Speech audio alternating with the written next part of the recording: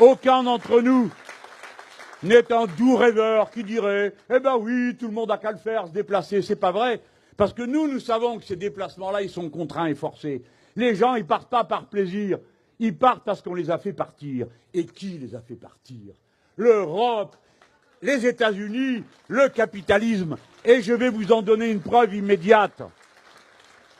On met plus d'argent pour s'occuper de l'opération Barkhane qu'on en met pour l'aide au développement des pays qui se trouvent dans cette zone. Alors si vous vous demandez pourquoi les gens partent, ils partent parce que les partenariats économiques que l'Europe a inventés exigent de ces pays qui suppriment les droits de douane.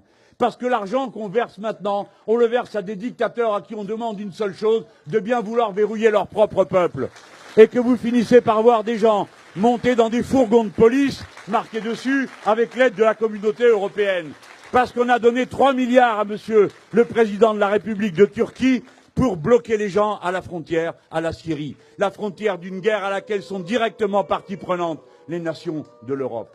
Voilà la vérité. Si vous voulez faire quelque chose d'utile, arrêtez de demander à l'agriculture paysanne africaine de s'intégrer dans le marché mondial, c'est-à-dire de détruire les agricultures vivrières pour produire du riz qui ne mange pas, du blé dont ils n'ont pas besoin, mais qui permet de figurer dans les statistiques internationales. Si vous voulez faire quelque chose d'utile, arrêtez de faire des contrats de pêche qui permettent aux grandes compagnies européennes, moyennant finance à l'État considéré, pour aller ramasser tout ce qu'il y a sur les côtes, si bien que les pêcheurs qui ont vécu depuis des générations du produit de la pêche artisanale peuvent plus vivre, sont obligés de partir en ville, et de la ville de partir vers les pays où on leur dit qu'il y a du travail. On leur dit il y a du travail et vous serez riches, comme ils ont dit à mon arrière-grand-père, qui était un malheureux de là-bas du fin fond de l'Andalousie et qui est parti avec son bourricot, sa femme et ses 2 premiers gosses, parce qu'on leur a dit, vous allez voir, aller en Algérie, c'est le pays de cocagne. Et où ils sont allés travailler comme des animaux, et où ils sont morts aussi pauvres qu'ils étaient en arrivant. Alors moi, je fais partie de ces Français. Un Français sur 4 qui a un grand-père ou une grand-mère qui est un exilé. Ayez au moins l'honneur de penser aux vôtres, qui se sont sacrifiés pour que vous soyez là, en train de dire des horreurs contre ceux qui vous ont suivis. Si vous voulez faire quelque chose d'utile, allez voir en Afrique et demandez-vous pourquoi le lac Tchad a perdu 90% de sa flotte.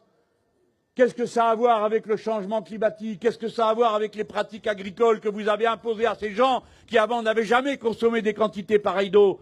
Si vous voulez faire quelque chose d'utile, qui empêche les anciens agriculteurs morts de famine et de détresse d'aller s'enrôler comme mercenaires dans d'invraisemblables bandes armées qui, sous couvert d'islam, terrorisent tout le monde.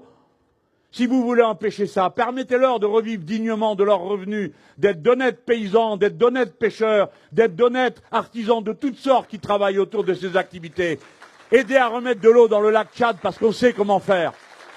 Et alors, c'est 5 pays que vous tirerez d'affaire. Alors oui, c'est vrai.